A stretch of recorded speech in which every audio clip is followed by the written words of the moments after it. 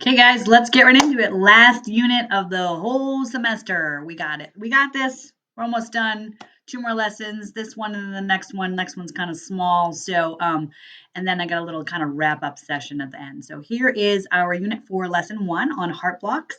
Make sure you have printed your worksheet before you do this video. And you make sure you are all on track and ready to take notes for that. Okay, let's go. Okay, today we're talking about sinus blocks, the 4 different degrees of heart blocks, something called a right bundle branch block, a left bundle branch block. There are such thing as paced rhythms. There are different types of paced rhythms, what they look like on an EKG, and then we'll practice and review a little bit. Here we go. All right, so a sinus block is just a simple, like it blocked one beat typically, okay? It blocked the electrical conduction to or from the SA node. So we are just missing a beat typically. So you can see over here in this right here where we have just regular PQRSTs happening, and then right where one should have been, there it's missing, simply missing. So it just skips a beat, basically. All right, so it's missing one beat. That's really all it is, missing a beat. Now, we looked at something before similar. This was kind of like a sinus arrest we looked at before. Sinus arrest was more like if you're missing several beats in a row, that's when we get an arrest versus a block. So a block is typically just one of these. And then if you have 2 or more beats missing, then we have a total sinus arrest. Okay, so that's the difference. Sinus block is just one random beat missing. Sinus arrest is several beats missing. That's the only difference. So I guess when you see a long pause here, you just have to judge whether it was 1 missing, 2 missing, 3 missing, just kind of based on the number of boxes and where they kind of should have been placed. Okay, that's how you do. So the difference between the two, sinus block is 1 beat missing, sinus arrest is several beats missing. All right, quick and easy. Okay, so what are heart blocks? Basically, heart blocks, they're types of arrhythmias, and we did a whole unit on arrhythmias. So this is just kind of like an addendum to arrhythmias. It just signifies that there's some sort of difficulty in communicating between the atria and the ventricles. Sometimes there's no communication between the atria and the ventricles. Kind of like a bad relationship. They don't talk to each other. Yeah. You didn't hear that from me. That's not what I meant. So it's kind of like there's like difficulty getting the signal through. So it takes a different pathway or it can't get through at all. Okay, so there's different levels of the heart blocks, and we're going to get into all of those. So it's blocked or it just can't reach it. It goes a different way. So there are 4 different levels of what we consider blockages. And these are not blockages in the heart flow. This is blockages in the electrical flow. So it's supposed to go directly from the SA node to the AV node to the bundle of His down the bundle branches of the Purkinje fibers. It's supposed to go in that way, right? We learned in the Wolff Parkinson's White that it never makes it to the bundle of His. It goes to something called the bundle of Kent off to the side. So it's another type of way just to kind of like for it to get there. It's trying really hard to get to the ventricles once the SA node is fired, and it just has some sort of roadblock in the way. Okay, so there is a first degree, very benign, not a big deal. The P to R just gets a little elongated. I'll show you some examples of that one, obviously. There are 2 different types of second degree. There's second degree type 1 and second degree type 2. The further you go up in the degrees, the more severe or more diagnostic needs intervention type thing. A third degree heart block is also called a complete heart block. That is when the atria and the ventricle are not talking. This needs a pacemaker at that point. So we'll get into the different types of the blocks, what the treatment would be, if they're going to need some sort of intervention like medical or surgical intervention. We'll get into all of that today. All right, so first things first, a first degree heart block is basically the impulses get kind of held up. They get kind of stuck. It's like stuck in the mud somewhere in the AV junction. So it elongates the P to R interval. So the P to R interval is supposed to be 0.12 to 0.20 seconds. It will be longer than that. It'll be 0.3 seconds, 0.4, 0.5. I've seen several up that high before. No matter how long it is, elongated it is, they still consider it benign. So it's just a slow movement through the AV junction from the SA node to the AV and trying to get to the bundle. It takes a long time. longer, kind of like it gets stuck in some mud. Okay. Second degree type 1 is the P to R interval actually gets, it's normal for one beat, and then the next one over, it's a little bit longer and a little bit longer and a little bit longer. And then all of a sudden we have a missed beat. It's like we're way off. We got to reset here. So it starts off again, regular P to R, a little bit longer, a little bit longer, and we drop a beat. Okay. So it's like it takes a little bit longer each time, like it's found a little bit more mud to get stuck in, and then it resets. So it's just not catching up with itself. Second degree type 2, we see some of the beats get through and some of them don't. The P to R is the normal P to R interval, but sometimes we have one beat, no beat, regular, regular, no beat, regular, regular, regular, no beat, no beat. So it's very irregular, beats missing all over the place. This is what a classic like heart block would look like. It doesn't make any sense when you look at the rhythm strip. You see those regular P to R intervals, and then you just see some that are missing. That's his second degree type 2. Third degree or complete heart block. My tongue is tied today. Third degree or complete heart block, there are no beats conducted through the ventricles. Like the atria is going and the ventricles are getting no signal whatsoever. So the atria is depolarizing and trying to push blood. The ventricles aren't responding. So the ventricles are kind of like, I don't know what's happening. I guess I should just squeeze now. And they squeeze and it's way out of sync. It doesn't make any sense.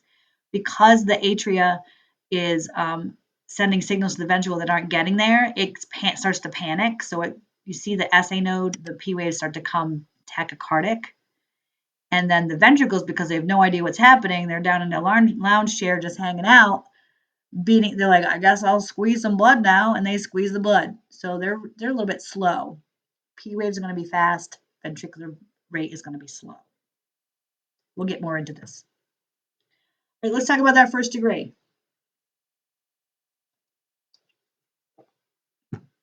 We are on page 2 of your notes. So a first degree block represents a slow or delayed conduction through the AV node. Like I said, it's kind of like it's stuck in the mud. It's just held up a little bit and it's going a little bit slower than it should. So that P to R interval just becomes a little bit longer. All P waves will come through like they're supposed to. You'll still see the P waves as scheduled. This is considered a very benign rhythm. The doctors do not do any intervention with this. They don't worry about it unless it starts to be bradycardic. Okay. So in these pictures here, these are really good pictures. To look at this EKG, we would almost think that it was a normal EKG, except that we look at the P to R interval.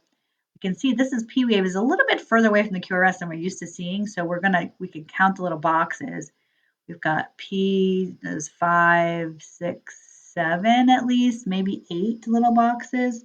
That's definitely more than the 5 it's supposed to be. It's only supposed to be 3 to 5 boxes wide, and that is about 8 little boxes wide. So it's definitely longer than it should be, okay? 8 times 0.04 is 0.32. So that would be a P to R interval of 0.32. Should not be more than 0.2. This one down here, you can see the P wave is actually almost right next to the T wave. It's such an elongated P to R interval here. See how far away that P wave is from the QRS? That it's so close, so far away from the QRS that it's touching the T wave. It almost looks like a part of the T wave. This is definitely an elongated P to R as well. You have one more picture, I think, on your paper. Maybe it's on my next page here. Let's see. Yeah. So see if you can find the P wave and determine if it's the first degree block. Obviously, it would be greater than 5 little boxes wide. So if you start at the beginning of the P wave, and remember P to R does not go to the R, it goes to the Q. And I don't know why they don't call it P to Q interval, but that's called P to R. We're just going to go with it like we have all semester. So the beginning of the P wave over to the Q wave here. We definitely can tell this is more than 5 boxes.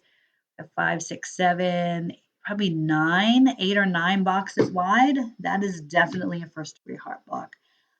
So 9 boxes times 0.04 is 0.36 because 9 times 4 is 36.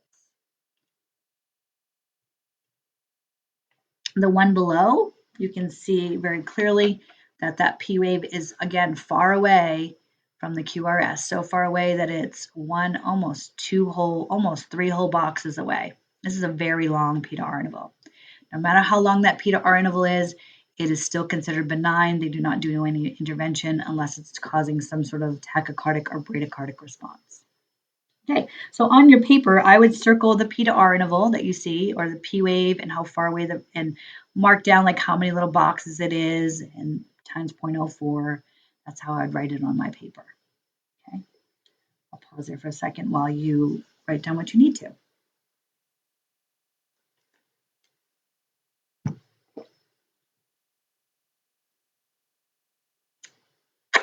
Okay.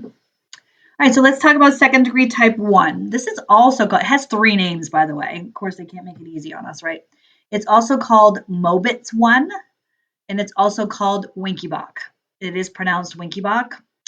Winky-Bach was the name of the dude that discovered it, okay? Whenever you discover something, you get to name it after yourself. So there's nothing slattery out there right now, but, I'm working on it. Kidding. So in Mobitz 1 or Winky-Bach, we're going to see the P to R interval is going to start out normal with 1 beat, and then it's going to get longer, longer, longer until a whole beat is eventually just dropped. The V rate and the A rate will stay between 60 and 100. So the distance between the P wave to P wave will stay 60 to 100. The V rate will stay consistent, 60 to 100, the distance between the QRSs. The rate will be a little irregular though. So if we look at the rhythm down here, you can see that these are evenly spaced, and all of a sudden there's kind of a wider space. It looks very irregular here.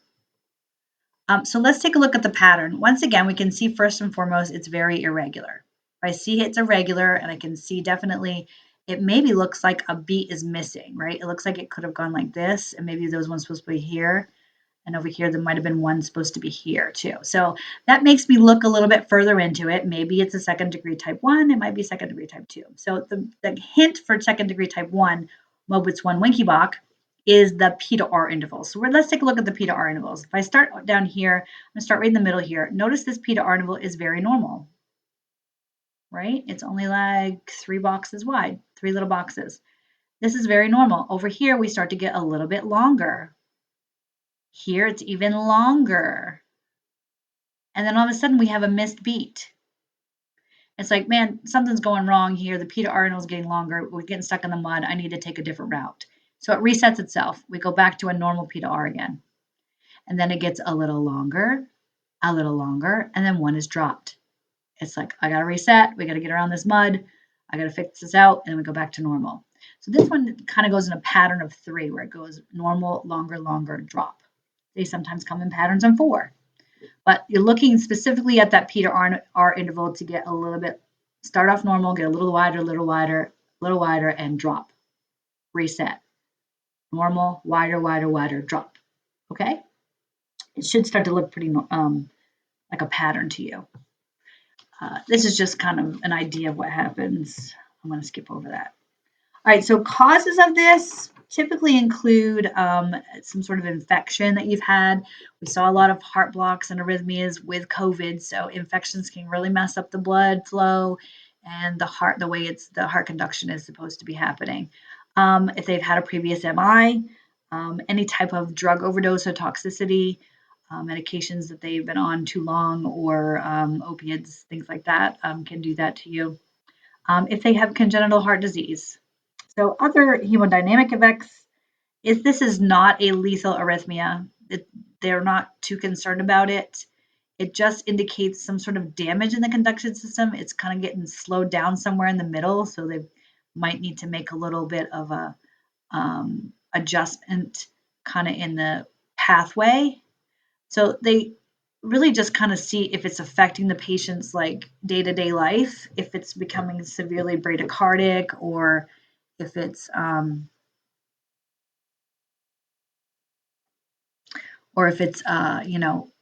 causing them to be dizzy, lightheaded, pass out, any of that sort of thing. Once it starts giving them symptoms where they can't, it's interrupting their basic way of life every day, then they'll do some sort of intervention. All right, so here's some second degree type 1 examples where the P to R interval gets longer and longer. That one up top is not a second degree type 1. I apologize. That's a second degree type 2. I'm just realizing that now. Let's look at the one at the bottom. That is a correct degree type 1. So down here we have an P to R interval that's normal. It's a little bit longer. It's a little bit longer. And then we have a P wave and it's dropped. It's like, oh, we got to reset. Let's start over again. So it goes back to a normal P to R. We got a little bit longer, a little bit longer. We even have a P wave that tries to come through and then it's dropped. So the P to R interval gets a little bit longer, and is dropped. This one here, I apologize. This is not a type 1. That's a type 2. So either cross that off on your paper or write down that this is a second degree type 2. I must have copied and pasted that into the wrong space. So I apologize for that.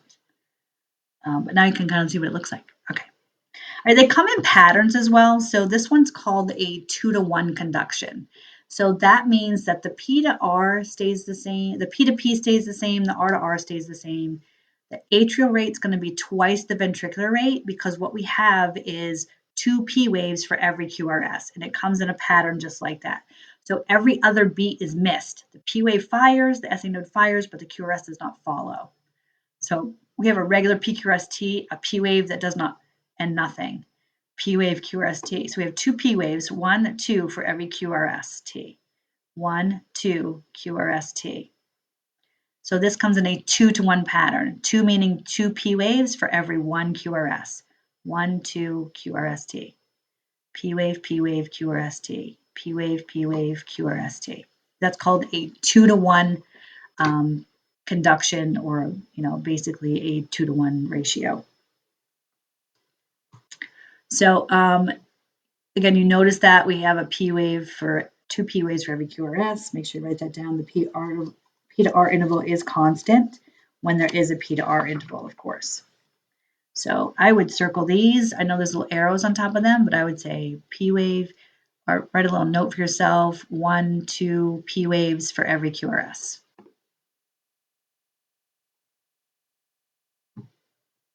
Okay, here's another example of the 2-to-1 pattern. See if you can see that and find it. Let's look at the top one there. You do have this one on your EKG, on your paper. This is on the top of page 1, 2, 3, 4, page 4, this one right here. So look for those P waves. I see the PQRST, then I see another P wave, but no QRST. So I see a P, P, QRST, P, P, QRST, P, P, QRST. That's a 2-to-1 pattern. 2 P waves for every QRST. Down here, we started out normal, PQRST, right? All of a sudden, I have a P and nothing. So I have a P and a P, QRST, P, P, QRST, P, P, QRST. So it looks like it's gone bradycardic on us, but you can see that there's a P wave lonely all by itself with no QRST to match up with it. So it is coming in a pattern for this one. We have that 2 P waves for every QRST. 2 P waves for every QRST. So circle those, make your little notes on there. You have both of those pictures on your worksheet. Again, pause at any time if I'm going too fast, or rewind to figure out if you missed something. All right, so here's second degree type 2. This is also called Mobitz 2. It's not called Winky-Bach 2. Winky-Bach is just type 1 and only type 1.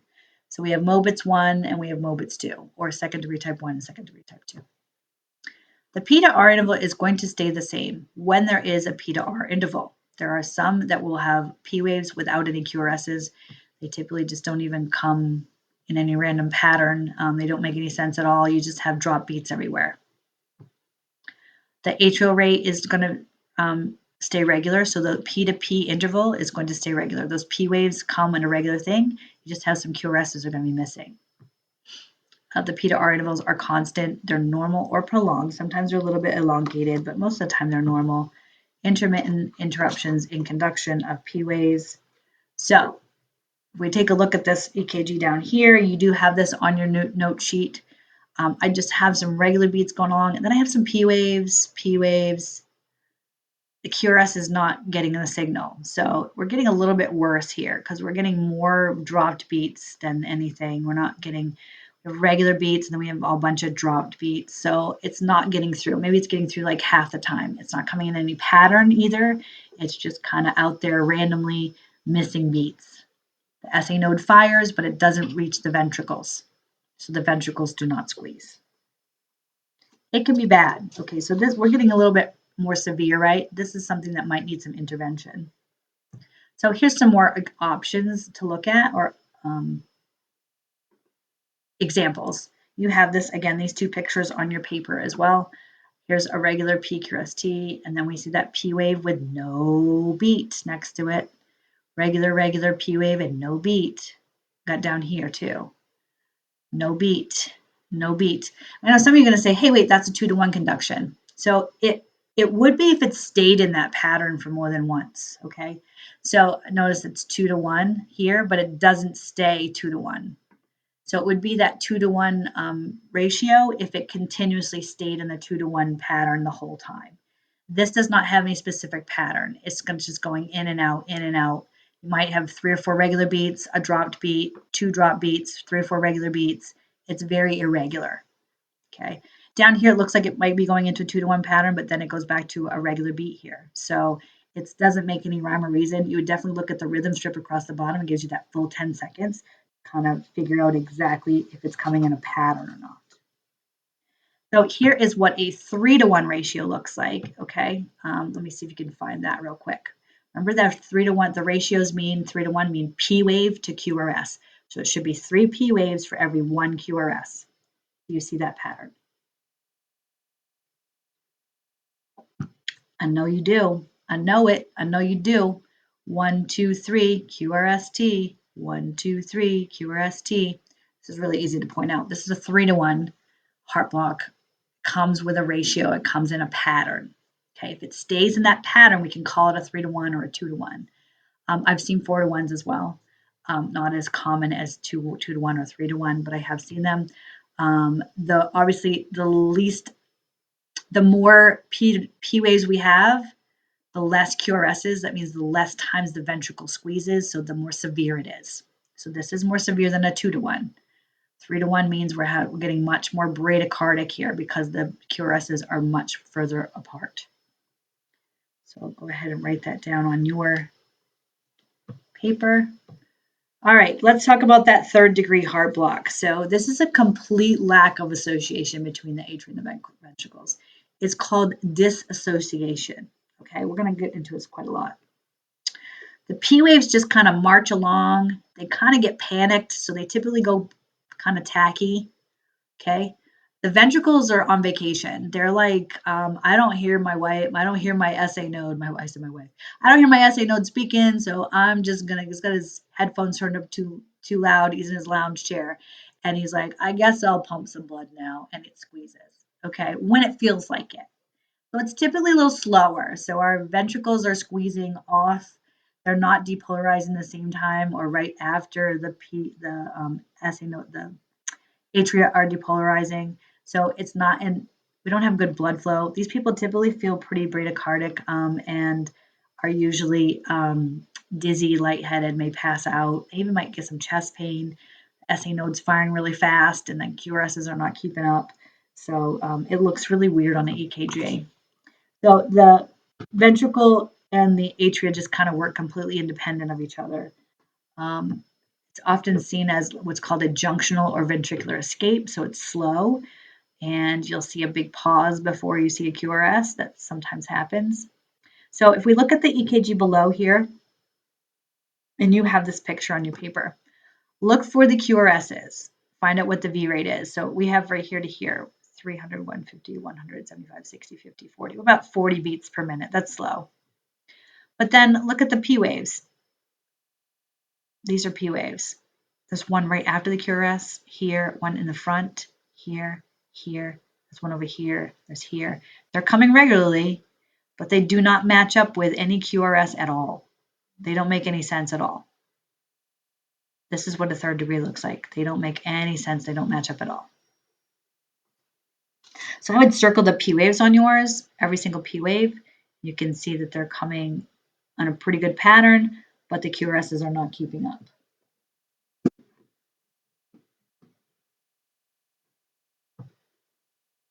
All right, so this is what it kind of looks like, your third degree. It's like there's a band around your heart, okay? So it's like, it's called the atrioventricular septum. So this is that muscle wall between the atria and the ventricles right here, just above the bundle of His.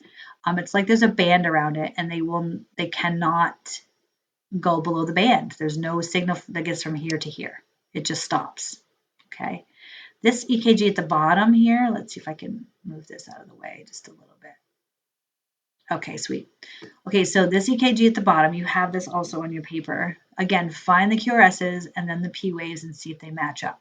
QRSs are easy to find. We see them in here and here and here. Now try to see if there's a P wave in front of each QRS, and it should be right next to it, right?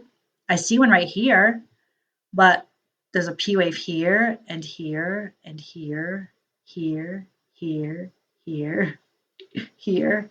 There's got to be one in here and here and here. If we kept this regular rhythm, we have all these P waves just randomly placed. They don't match up with any QRS specifically. We have one time that it looks like a regular beat across this whole rhythm. That's what a third degree heart block looks like. Circle those P waves again, kind of making sure that you know whether it's matching up or not. Take your little notes on what that means. Pause if you have to. So there's 3 different things that definitely happen during a third degree heart block, okay? 3 distinct things that happen. The atria activity is typically 60 to 100 or sometimes tachy because it gets in a panic. So that P to P interval is going to be could be a little bit fast. The ventricular activity is going to be slow. The ventricles are on vacation and they're not getting that signal from the SA node very well or at all. So it's like, I know I'm supposed to do something, I just can't remember when, so I'll do it now. Boop. It's on a little bit of delay. Remember that bundle, if that bundle is taken over, it's really slow, right? It's less than 60 for sure. And then the communication between the two is completely blocked. There is like a band over around the heart between the atria and the ventricles. It's stopping it from talking to each other. They work independently of each other. They know they're supposed to do their job. They just can't get the signal from one to the other. So the heart rates where the P wave is in place will not be constant across the rhythm strip. The heart rates for the P to P intervals and the R to R intervals will be completely different. And they don't match up with any QRSs. So here's my P. They got these P waves again. All the arrows on the bottom are P waves, and the arrows at the top are QRSs. Notice we have a lot more at the bottom than we do at the top.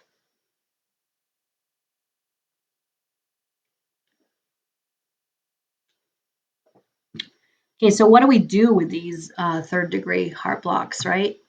So this patient is usually extremely unstable. They have poor cardiac output. They're not squeezing, the ventricles are not squeezing nearly as often as they should. So the blood is not circulating the way it should either. It could progress to asystole if the ventricular pacer just stops working. Says, you know what, SA node's not talking to me, I'm just going to go to sleep. Yeah. So you need to check the patient's ABCs, their oxygen levels. You might need to give fluids. They're going to need an emergency pacemaker implant.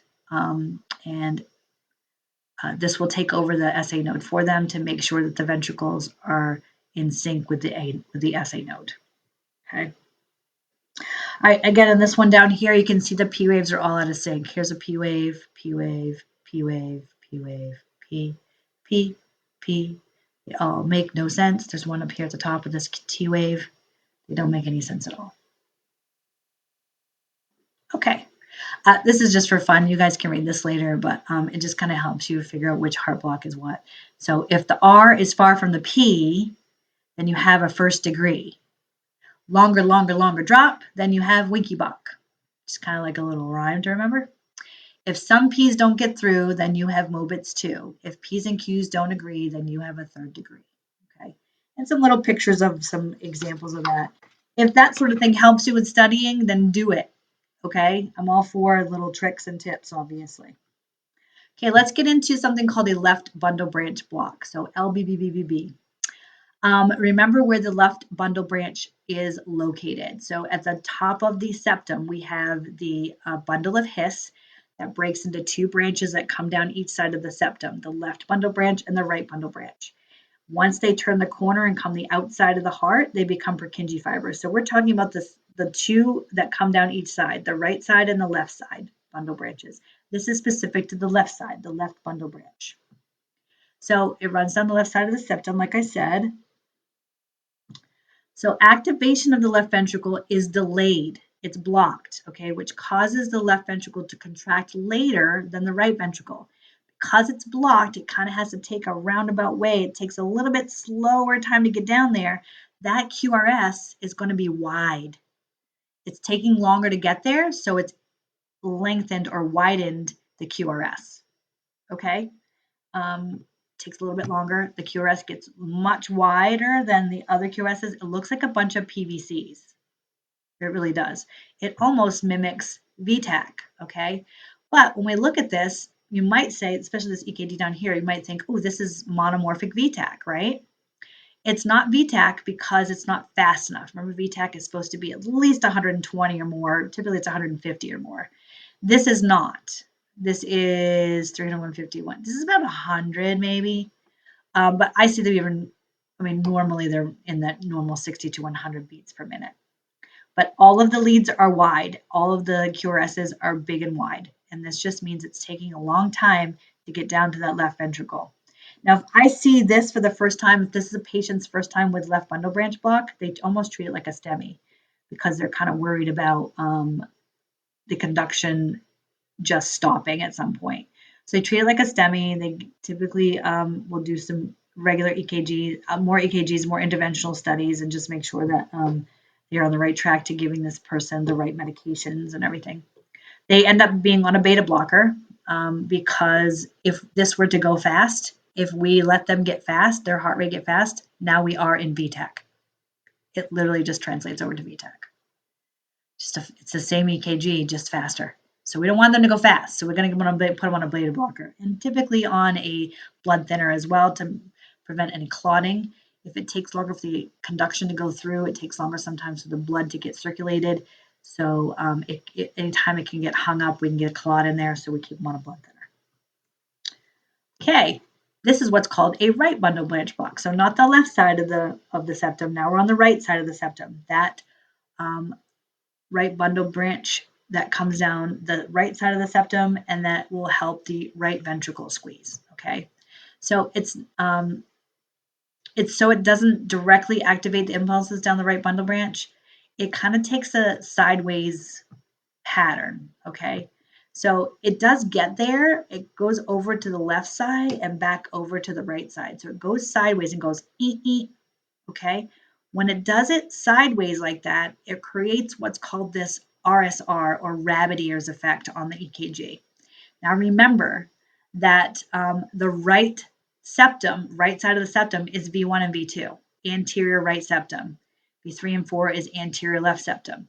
So in V1 and V2, sometimes V3, that's the leads that are going to be affected with this right bundle branch. You're going to see the rabbit ears phenomenon in those leads.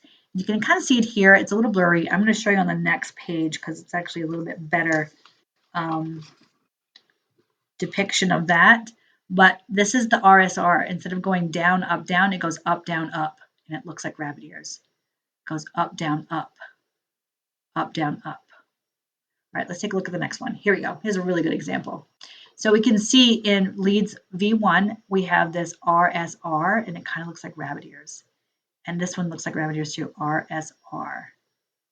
RSR. Strange, right?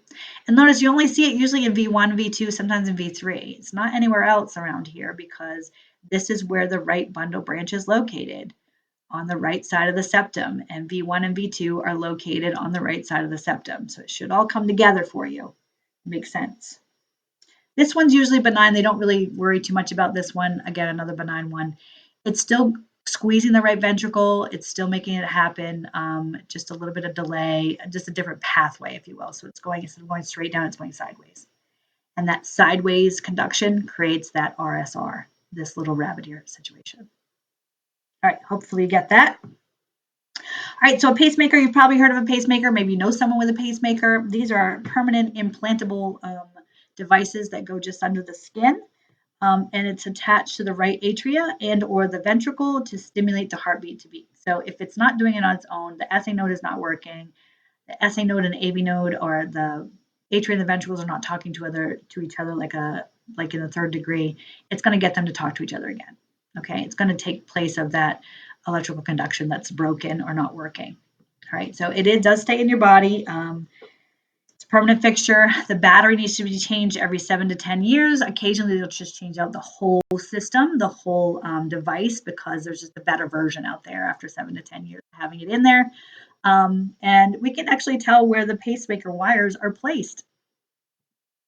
Okay, so this is a little video. If you want to watch this on the side, you can just click on that in your presentation file.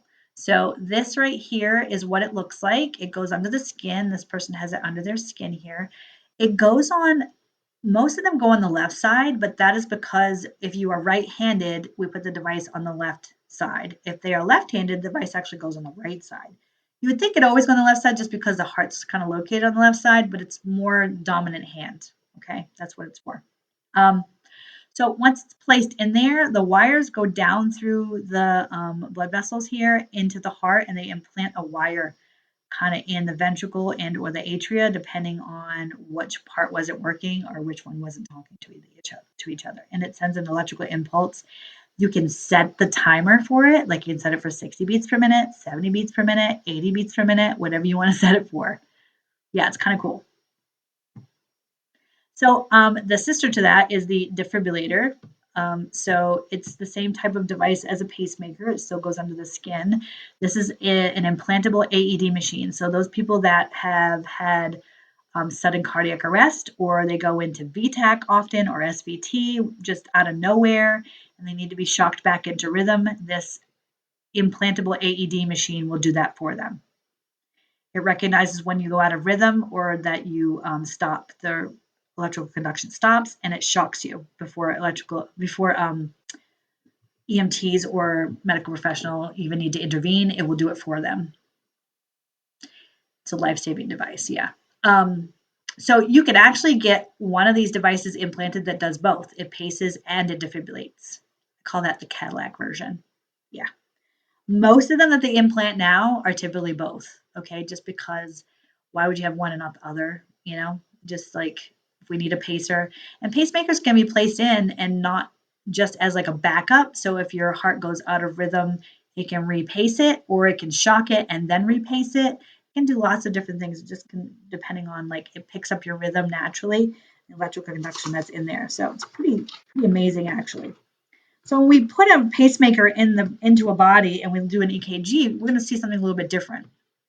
So this is what a pacemaker rhythm looks like. So a pacemaker, again, is placed in there. If it's placed near the atria and near the SA node doesn't work anymore. Then this is going to be an atrial rhythm. So we would expect to see a regular PQRST, except the SA node does not work. Since the SA node does not work, we're going to use the electrodes, the pacemaker wires are going to start the heartbeat. And that does not create a P wave, that creates like a little tick in the EKG. Okay, it's called a pacer spike. So where the P wave would normally be placed, you're going to see this pacer spike. Okay, so I have them circled here.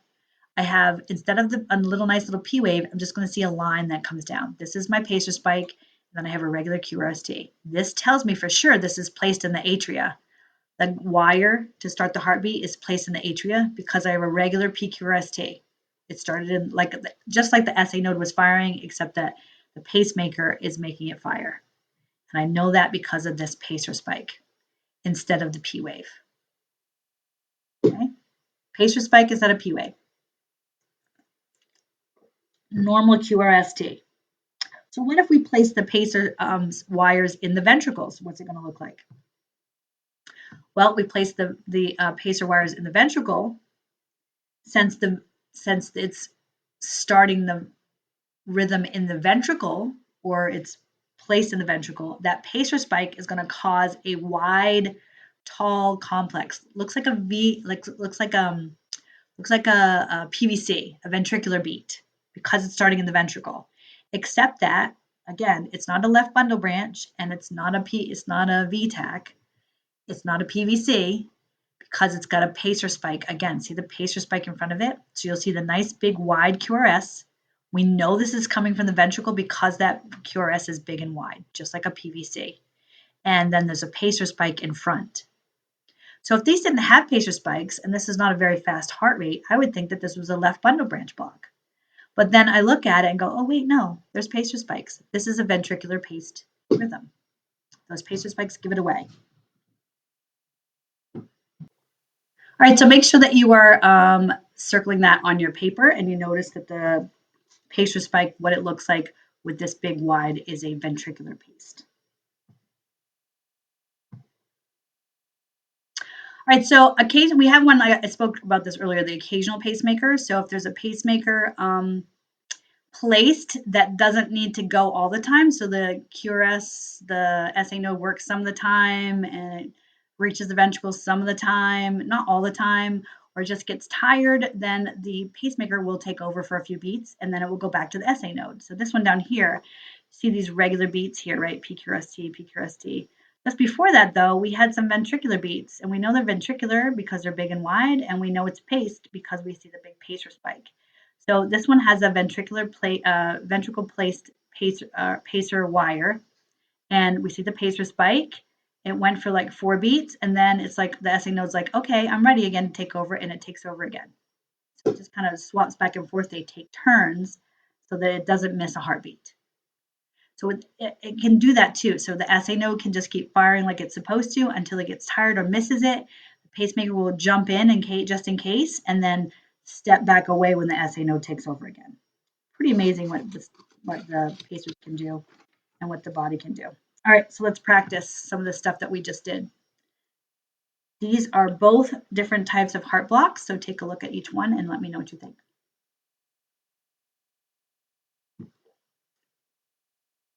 That first one, take a look at the P to R intervals, see if they're all the same.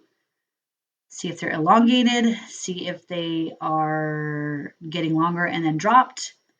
That's going to help you decide which level heart block it is. You have these pictures on your paper. So this is a normal one. It gets a little bit longer, and then it's dropped. Normal, a little bit longer, and then it's dropped. So if you saw that pattern of this getting a little bit longer, and dropping, then you know right away that this is Mobitz 1 or Winky Bach or second degree type 1. The one below that is also a second degree, but it's second degree type 2. We know that we have regular PQRSTs. These are normal P to R intervals, and then all of a sudden we have a missing one, just a random missing one. So this is Mobitz 2 or second degree type 2.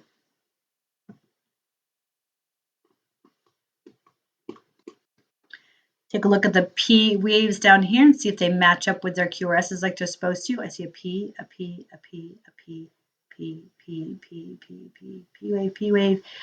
They are just not making any sense at all. So for me, this one would be a third degree heart block.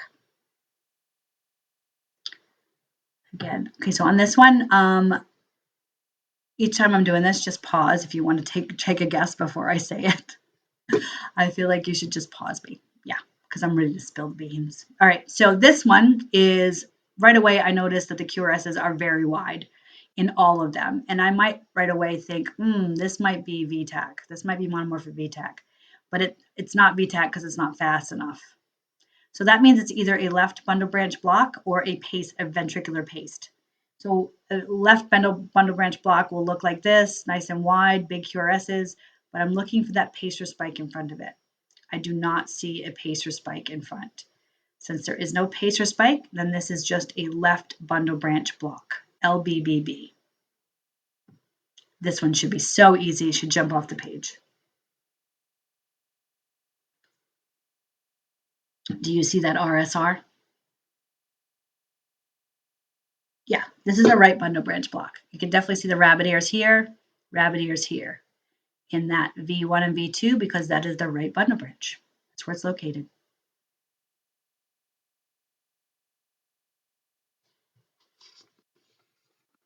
Okay, if you want to guess, then pause me because I'm going to give you the answers. Here's that P wave way far away from the QRS. P wave way far away. This is considered just a first degree. It is benign. We don't really care. It's just elongated. Okay. I still have a regular pattern. I still have a regular PQRST. It's just a long P to R interval. That's all. Benign. First degree heart block. I hope down here you can see the pacer spike. See the pacer spike right there and a regular PQRST. So this, we know this is a paced rhythm, but is this a ventricular or atrial paced? It is atrial paced because we have a regular PQRST. Atrial paced, PQRST. All right, what's going on there? Again, pause me if I'm going too fast. I'm sure I'm going too fast. Pause me if you want to take a guess before I tell you the answer. Okay, do you see the pacer spikes in this one? I see very large pacer spikes, actually. Big ones right here. Big pacer spikes. Yep, big pacer spike. And the QRSs are wide, big and wide like a PVC. So this is a ventricular paced. And the difference between an atrial paced and a ventricular paced, they both have pacer spikes, but the atrial paced, you'll see a regular size QRST. A ventricular paced, you'll see a big, wide PVC looking QRS. All right, this is your last one. We'll wrap this puppy up.